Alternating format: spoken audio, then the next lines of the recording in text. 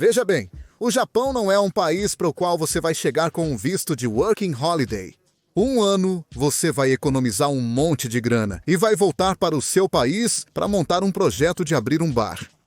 Eu sou Naka, este é o Japatonic, e hoje vou te falar um pouco sobre a realidade do que é se mudar para o Japão.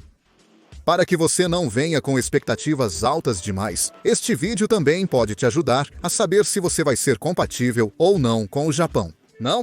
Seria a mesma coisa, mas é exatamente o que estou dizendo. Mesmo tendo um trabalho bem básico, com o salário mínimo, você pode viver tranquilo, sozinho, independente, sem precisar ficar procurando um colega de quarto, nem nada do tipo. Mas é preciso levar em conta que, para estrangeiros, é muito difícil encontrar um apartamento para alugar. No final, você acaba encontrando, mas é difícil. E é preciso levar em conta o pagamento do aluguel e o custo de vida. Tudo isso, por mês, você pode economizar. Quando? $100 por mês? Portanto, um ano estando no Japão, economizando $1.500 em um ano, e depois disso você não vai conseguir muita coisa. Por isso, tenham muito em mente que viver no Japão não é viver o sonho americano de ficar rico em pouco tempo, de jeito nenhum. Além disso, vocês têm que levar em conta que no Japão as férias são muito curtas. Não é como em alguns países em que você pode ter um mês de férias, 2 meses de férias, né? No Japão, se você tem tempo de casa, vai ter 20 dias por ano, que você precisa dividir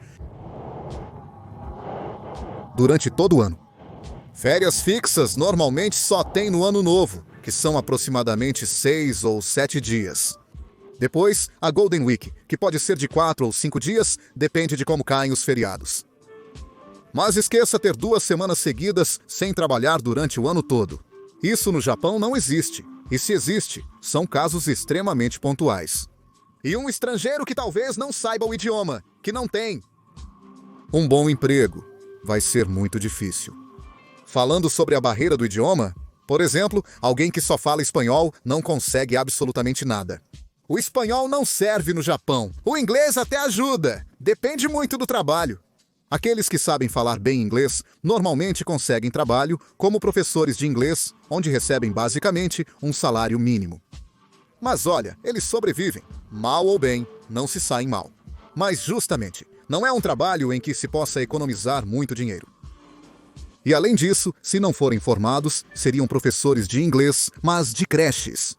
Ou seja, para lecionar em escolas, diplomas são necessários. Que além disso, por exemplo, eu sempre disse que é muito importante a questão de não estar sozinho, de conseguir uma vida social, ter amigos. E se você não sabe nem inglês nem japonês, bom, existe algum tipo de comunidade latina?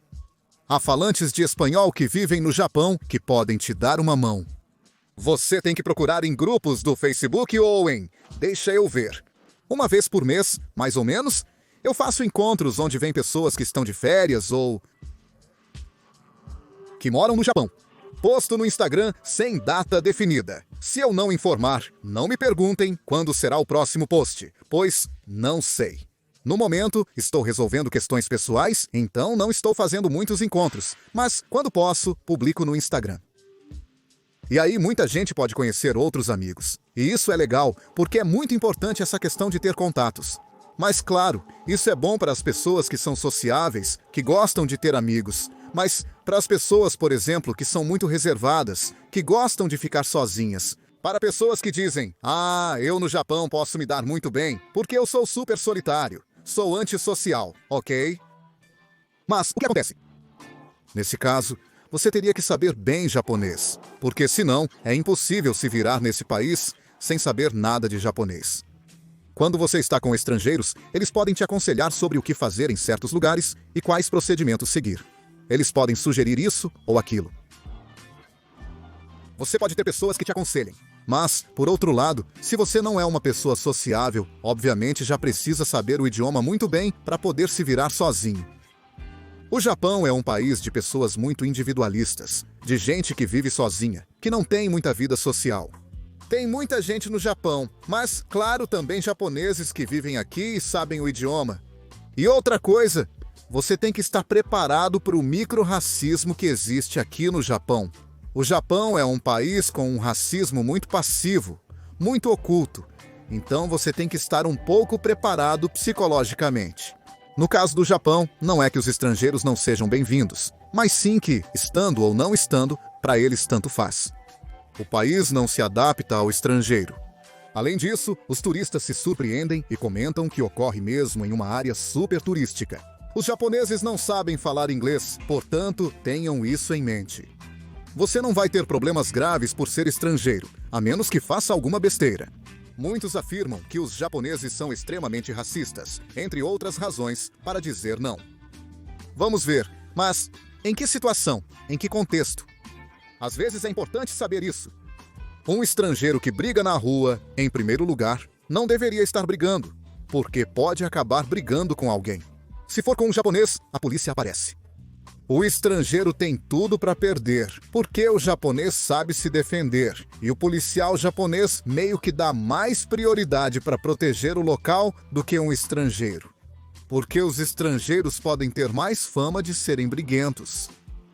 Olhem, que engraçado! É uma manifestação cheia de gente! E, claro, aqui as manifestações têm que ser sem bloquear o trânsito. Ou seja, tudo controlado pela polícia, andando pelo cantinho, mas que os carros possam passar, né? Muito engraçado. Mas, bom, depois, outro ponto muito importante é a questão das hierarquias.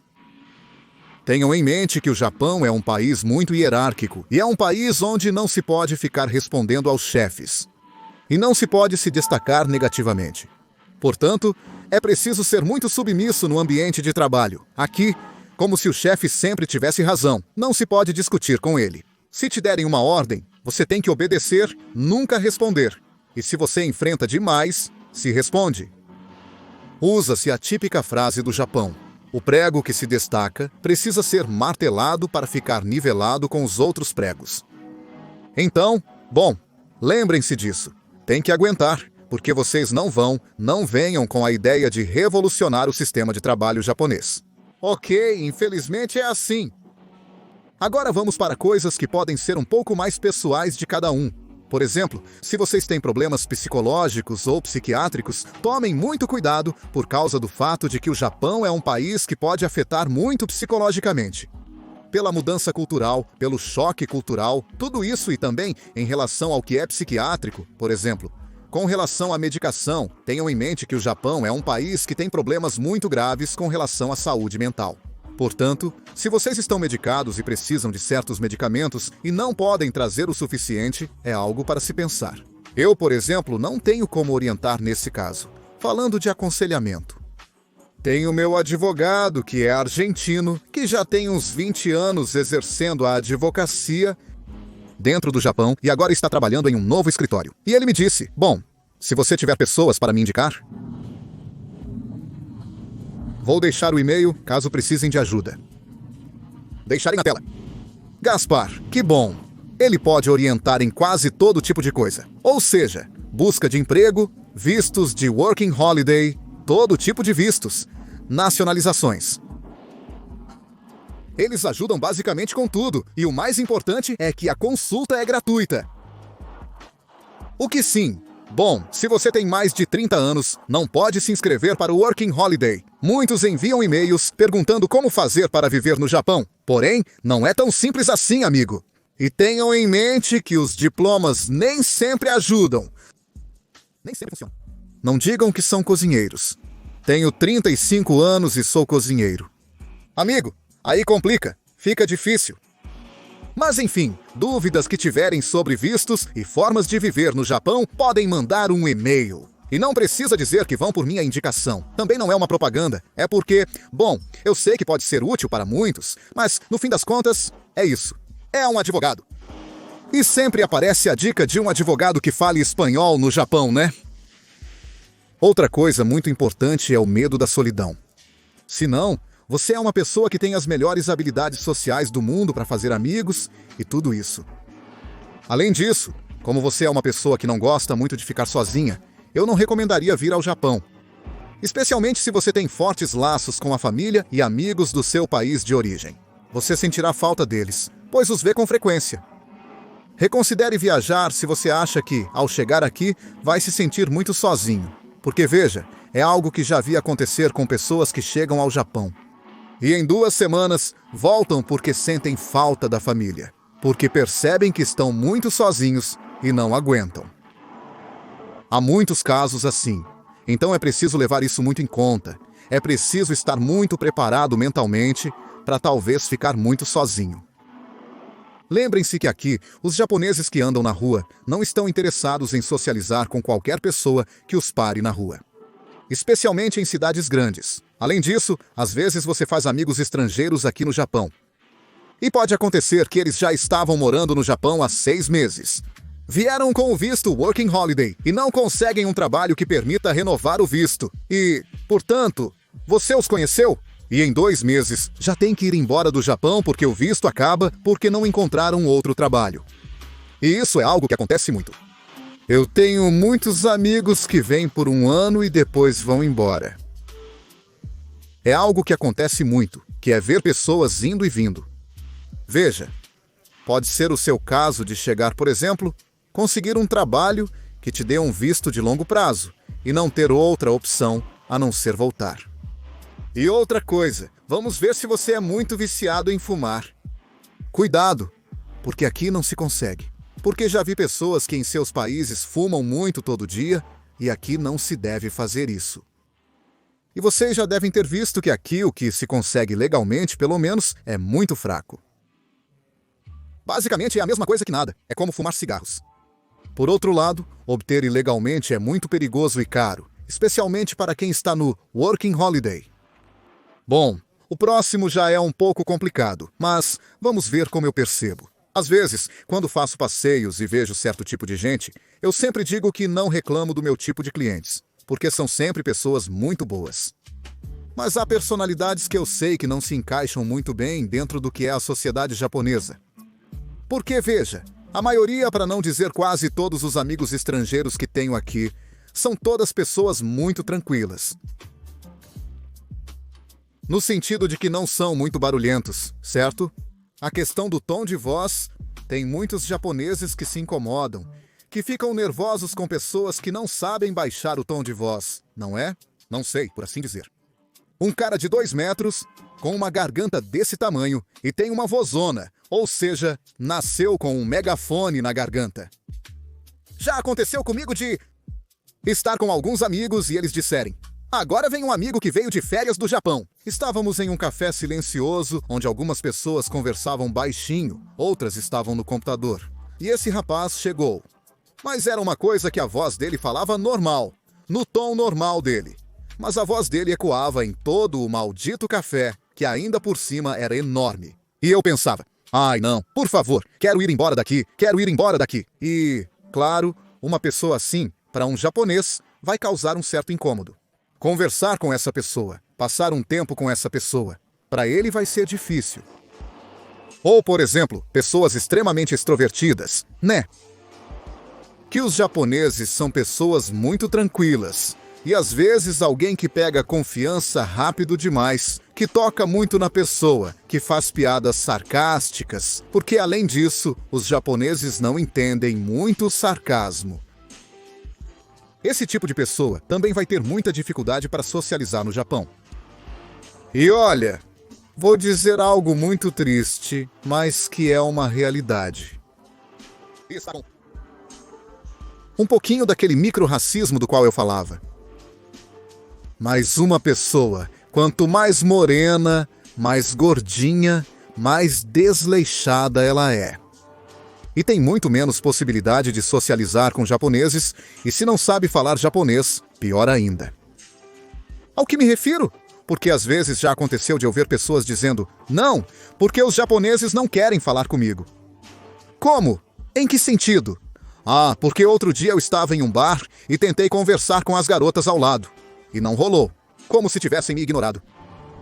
E claro, as pessoas que me disseram isso, meio que tinham o mesmo padrão de: não, eu sei que soa ruim, mas pessoas pouco atraentes, né?